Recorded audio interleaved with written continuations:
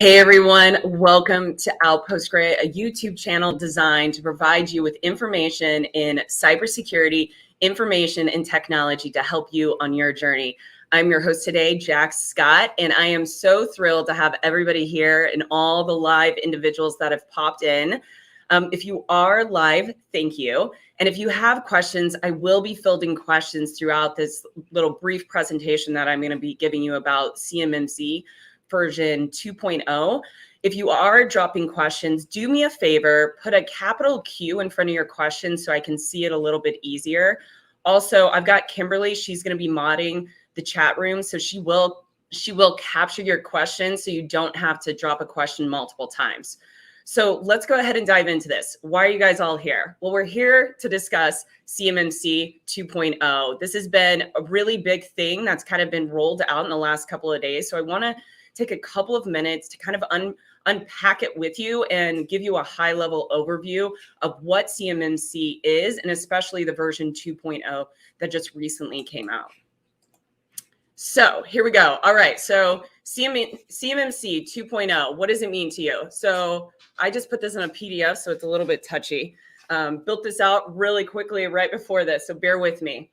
So the first thing is CMMC initially was 5 levels. And so what they decided to do, the accreditation body and legislative individuals came together and they decided to remove level 2 and 4. Now, to be very clear, level 2 and 4 were primarily a transition level. So they were helping the organizations, the OSCs, the organizations seeking certification inside of the industrial base to get certified at that next level.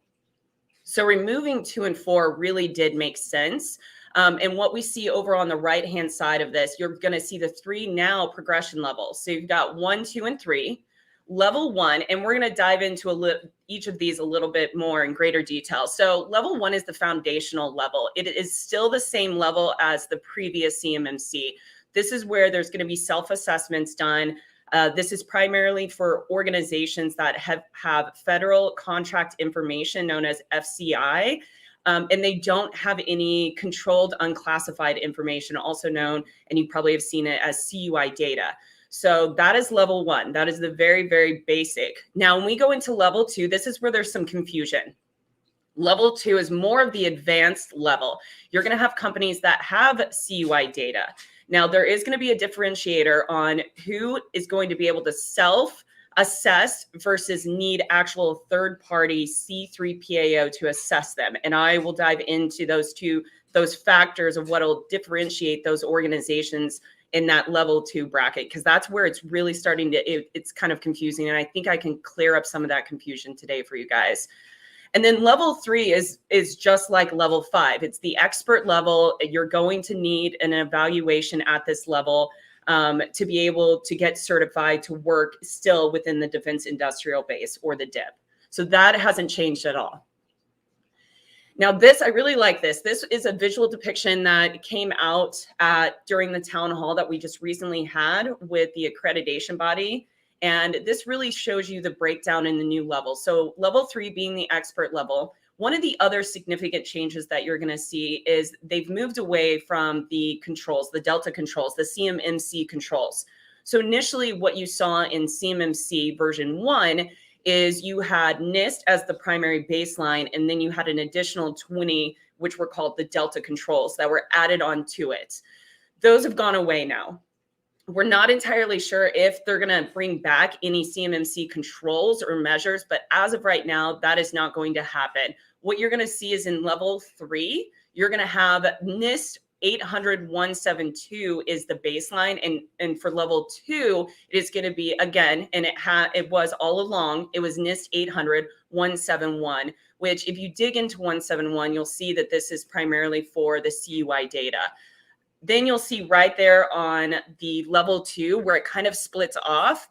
And this is where it gets a little confusing. And I have another slide that'll break down who is going to be assessed versus not assessed. But it really goes into the prioritization of acquisition versus non. And if you're non-prioritized or part of they're calling it the subcategory, subdomains, then you're not going to have a third party do an assessment on you. So you'll still be able to have CUI, you'll still be able to do a self-assessment, and everything will be good in your world, and it'll be a little bit easier for you if you're that organization.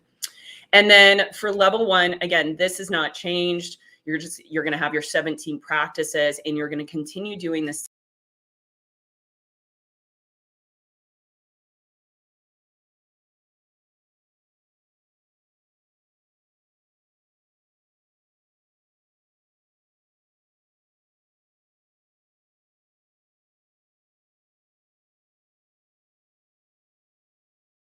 Right, I'm back. Technical, I don't even know what happened. I think that the internet gods were like, you're done talking about CMMC, see you later. Hey guys, morning Brian, morning Jess, afternoon Jess. Okay, so let's break down who needs the C3 PAO assessment at level 2. And it really, what I have noticed in the simplification of this, the easiest way I can explain it to you is it's going to be dependent on if you're if your company, you're a contractor, works in a high priority program, probably like if you're a subcontractor for NASA or something like that, or if you're contracting managing data that is deemed critical to national security. And you're going to know that, your organization is going to know that. And this is what I was talking about. This is a subset of the overall DIB space. And I know that seems small, but I actually did a quick research, and I was looking at I Googled the overall DoD firms, and we've got roughly a little over 640,000 DoD organizations that work in the DIB space. And if you consider that, I think the number that Jacob Horn put out today during the Summit 7, he said the individuals that would fall within level 2 would be roughly around 300,000 DoD contracting companies. And then think of a subset of that. So it's small, but it's not that small for the individuals that are still going to need to be assessed at the level 2 certification level. So it's not completely eliminating it like a lot of people were thinking. Not everybody's just going to go in and be able to self-assess. It's really going to be dictated on what your organizational scope is. If you're working in a high priority program, or if what you do, especially if you're, they put out a few that were like command and control, R&D, anything like that, you're going to be assessed. And then if you have any national security, if you're working in that space and the data that you're collecting and storing is related to national security, you will still need a C3 PAO to conduct your assessment for you. Another thing that was a significant change was allowing POAMs and waivers to be able to be affected by this. And what this means is, and I have this kind of broken down into 3 different phases right here, but the overarching impact of this is, say you're an organization that needs to get assessed and you're at the level 2, but there's some discrepancies. Well, now there's a waiver. They're going to, before CMMC level or version 1, there were no waivers for individuals and organizations that were needing to get assessed and they had discrepancies within their controls and their measures. And it was pass or fail. Now they're going to allow waivers, but there are going to be some restrictions on it. There's going to be a time cap, a timeline, roughly around 180 days to address the discrepancies. So what you can do is still bid, where before you were not able to bid unless you had the certification. Well, now you can bid on the contract. You may even land the contract, but you need to rectify those discrepancies within a period of time. So there's a little bit of pressure there. Also, they are going to limit and lower the requirements for, it's basically how they were explaining this. It's going to be a scoring. So they have not determined what that scoring is going to look like, but your organization will have a scoring baseline.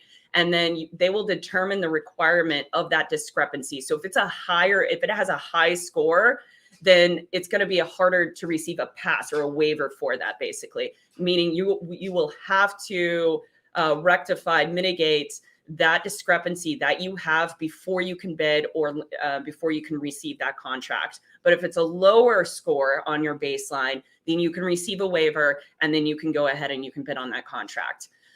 And then the next thing is, this is going to be limited. That's what they were talking about it. They're going to do it basically almost case by case, but it's really going to be limited. And you're going to have a DoD individual, a senior DoD individual, approve any waivers that you're going to be trying to submit. So they will have some mechanisms in place to help prevent individuals using this as a technique to be able to get around it, to get certified, to get contracting, and then still leaving us kind of where we're at the beginning of this, which is our supply chain being vulnerable to an attack, and then weakening our overall infrastructure within our critical infrastructure.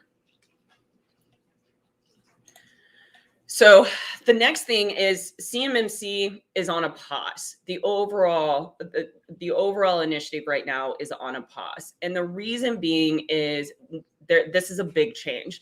And with change comes different legislation, different things, and DFARS needs to follow suit with it. So right now what is happening is 32 CRF is getting changed to meet the requirements for the CMMC program. The next is going to be 48 CRF, and this is going to be the requirement to update DFARS to follow suit with these changes.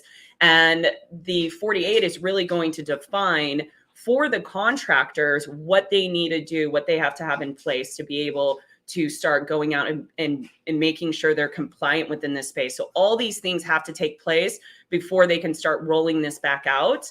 So the time frame right now is pretty broad. It's between 9 months to 24 months. So it could be 2 years before we see CMMC start back up, but you know, crazier things have happened. You never know. In a couple of months, we could have version 3 and things could be shifting. So this is a moving timeline. This is not set in stone, but this is what they've put out for now. Any individuals that are currently in the DIB, any contracting companies that are in the DIB that want to go ahead and get certified, it will be a voluntary basis. So you can go and you can still, if you're a level 2, or even a level 3, you can go through the process and start getting certified. If you know that you're going to be one of those organizations that needs to get certified, I would say probably best now, because there's going to be a lot of individuals, a lot of organizations that are going to kind of step away back from this for a little bit and kind of wait it out. And so what they're doing right now is the accreditation body is giving different incentives to try to get different organizations to go out and at least start the process. Because we did get, the last I heard, we did have 3 C3 PAOs that were finally certified to start conducting assessments.